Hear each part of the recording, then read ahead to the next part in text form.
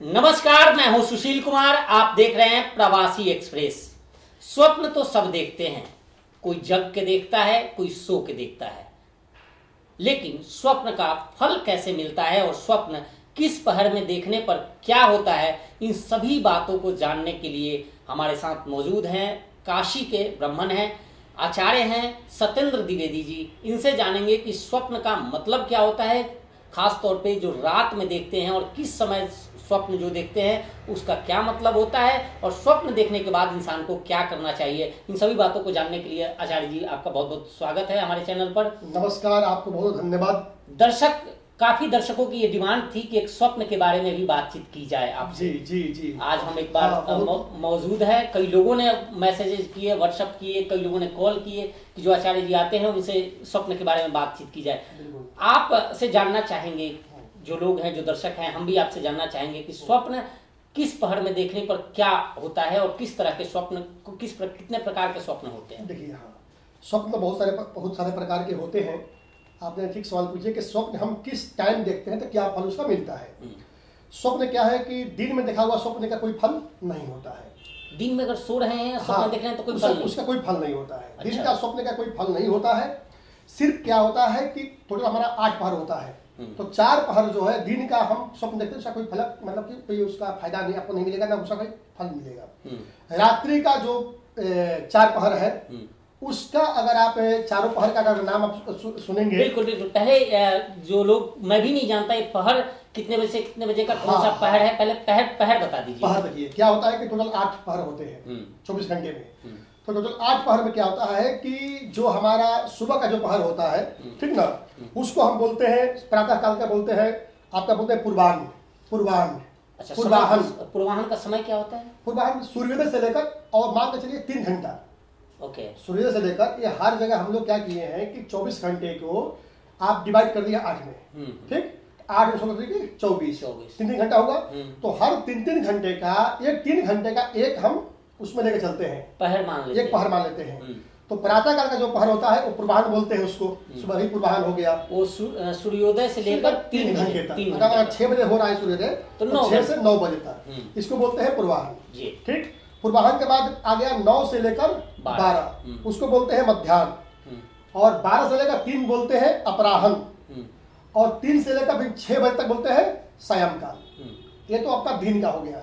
और ये चारों पहर में देखा हुआ स्वप्न जो होता है कोई फलदायी नहीं होता, निरर्थक होते हैं। हाँ, क्योंकि दिन में का सूर्य के द्वारा, सूर्य के प्रकाश में जो ही व्यक्ति रहते हैं, और दिन में ऑटोमेटिक सूर्य के प्रकाश का ना कि सूर्य के साथ जितने भी ग्रह होते हैं वो समझिए कि अस्त हो जाते हैं। उसी प्रकार का स्वप्न है, स्वप्न भी हमारा अस्त हो जाता है। फिर जो है, हाँ, सायंकाल का जो दिखा हुआ जो स्वप्न है, शाम मतलब शाम 3 बजे से लेकर 6 बजे तक नहीं, 6 बजे से 9 बजे तक। 9 बजे तक, हाँ। ओके, शाम 6 बजे से 9 बजे तक का सायंकाल। बिल्कुल बिल्कुल बिल्कुल। अब जो है शाम को 6 से लेकर 9 बजे तक जो जिसको बोलते हैं, इसको बोलते हैं प्रदोष। आप सुनेंगे भाई प्रदोष काल है ये, ठीक। तो प्रदोष काल उसको बोलते हैं।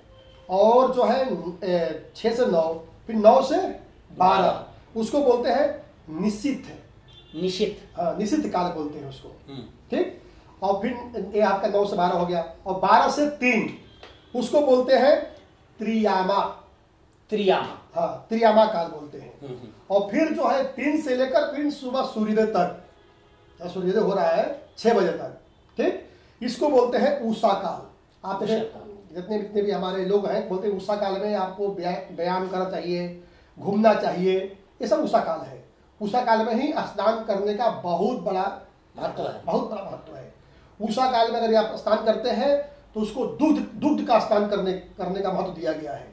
उषा काल का इतना बड़ा महत्व है, ठीक। उसी प्रकार स्वप्न का भी महत्व है कि आप स्वप्न कब देखते हैं, उसका प्रकार महत्व है। जैसे मानकर चलिए कि आप जो है सायंकाल में, ठीक, सायंकाल में अगर आप जो है प्रदोष के समय आप देखते हैं स्वप्न, तो जो भी स्वप्न देखते हैं आपको वो स्वप्न जो है 1 वर्ष में आपको फलदायी होगा। वो 1 वर्ष में, जो शाम के 6 बजे से लेकर रात 9 बजे तक अगर सोते हैं आप, हाँ, और उस वक्त कोई आप स्वप्न देखते हैं जी, तो वह स्वप्न 1 साल में फलदायी होता है। हाँ, 1 साल में आपको तत्काल उस फलदायी नहीं करेगा, 1 साल में फलीभूत होगा वो।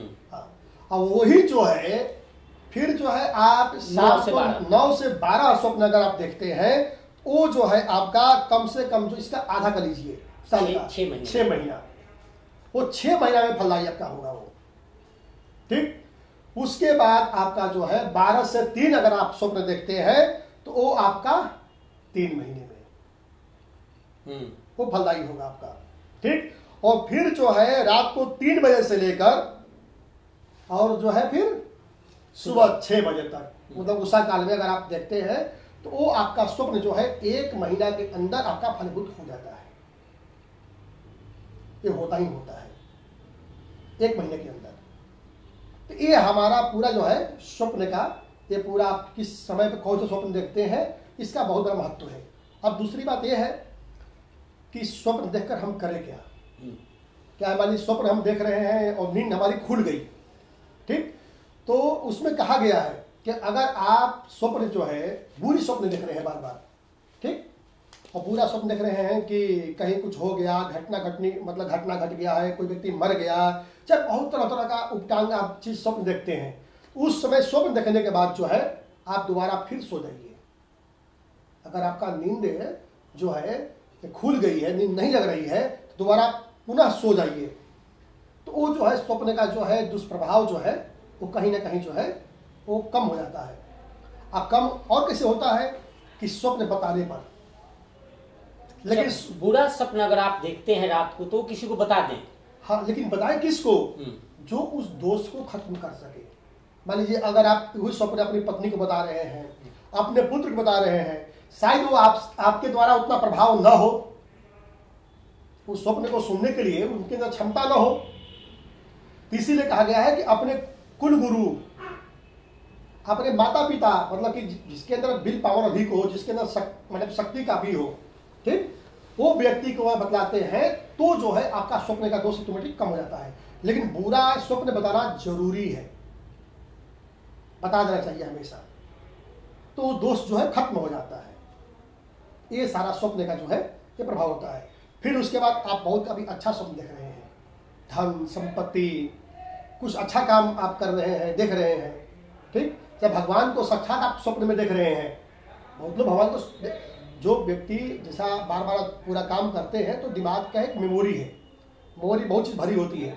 और दूसरी बात है कि 7 जन्म का कहीं ना कहीं से भी वो चीज ना आता रहता है ऑटोमेटिक।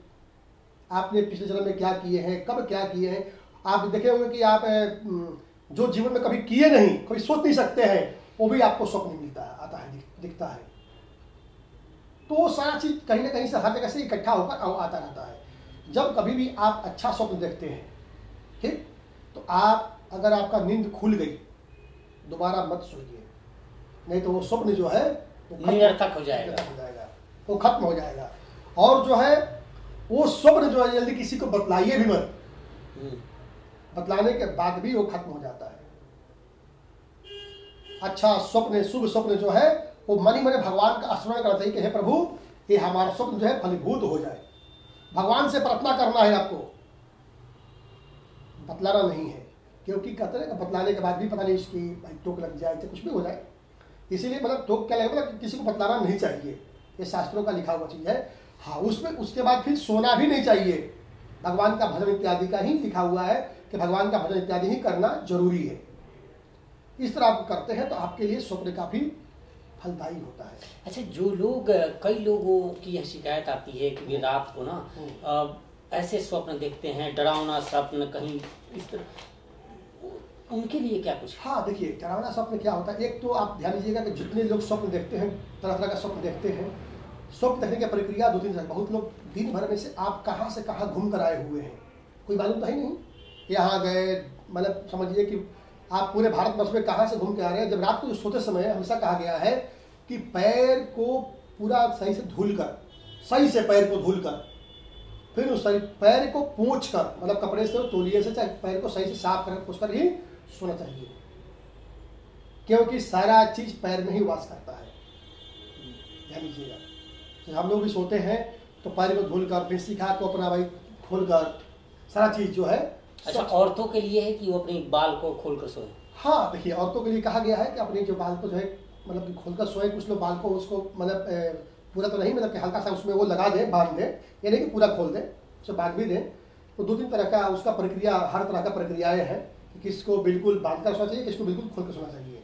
लेकिन पूरी खोल कर नहीं, उस समय मतलब कि जब आप शयन कक्ष में हैं उस हिसाब से सो रहे हैं, पूरा खोल दें, कोई दिक्कत नहीं, फिर आप उसको एक उससे लपेट के बांधिए। हाँ, पूरा वो गूथा हुआ नहीं होना चाहिए, ये नियम है। तो उससे क्या होता है, मानसिकता, क्योंकि बहुत सारी चीज़ें होते हैं आप में आकर्षण, मतलब वो भरता है पूरा वो, तो फिर वो निकलता है हर चीज़। और हमेशा जो बुरे स्वप्न देखते हैं, अधिकांश स्वप्न देखते हैं, वो कभी पैर धुलकर सोते ही नहीं हैं। वो आए, जूता खोले और सो गए, इस तरह कभी नहीं सोना चाहिए। हमेशा पैर धुलकर साफ कर ही सोना चाहिए। और झूठे मुंह, मतलब दूध हम पिए और पानी से कूला ही नहीं किए, दूध पिए ही हम सो गए। हमेशा दूध पीने के बाद जो है थोड़ा देर के बाद पानी से कूला कर देना चाहिए, ठीक है। मुंह भी जो है हमारा जूठा ना हो। और बहुत लोग क्या करते हैं कि खा पीकर ही जो है खाना खाए, अच्छा बहुत लोग आदत है, चलो ठीक है, बताया गया है कि खाकर पानी ना पीजिए, तो वो क्या करते हैं, बहुत लोग मैं देखता हूँ, मैं पूछता भी हूँ ऐसा क्यों करते हो आप, कह पंडित जी मैं तो भोजन किया हो, भोजन में पानी में पीता नहीं हूँ, बस खाली मुँह पूछ लिए और भी पानी से नहीं, किसी पेपर से पूछ लिए और फिर बैठे और फिर बिस्तर पर लेट गए। ये आदत ठीक नहीं है, क्योंकि हाथ पानी से साफ करना जरूरी है। और पानी से हाथ साफ करने के बाद आपको मुख से कूला करना जरूरी है। अगर पानी नहीं पी सकते हैं तो कूला कर लीजिए। मुंह और हाथ जो है साफ, और पैर, तीनों चीज साफ होना बहुत जरूरी है। अगर आप सोते हैं तो कोई स्वप्न इत्यादि, बुरा स्वप्न इत्यादि आपको नहीं आएगा। बिल्कुल, ये थे आचार्य सत्येंद्र द्विवेदी जी, जिनका साफ तो जो स्वप्न के बारे में बता रहे थे। और आप भी अगर डरावना स्वप्न देखते हैं या फिर अच्छा स्वप्न देखते हैं तो निश्चित तौर पे वीडियो में आचार्य जी ने बताया है कि स्वप्न देखने के बाद आपको क्या करना चाहिए। तो ऐसे आप बुरे सपनों से भी बच सकते हैं और जो अच्छा स्वप्न देखते हैं वो भी आपके लिए फलदायी हो सकता है। इस पेशकश में बस इतना ही। देखते रहिए प्रवासी एक्सप्रेस। नमस्कार। नमस्कार।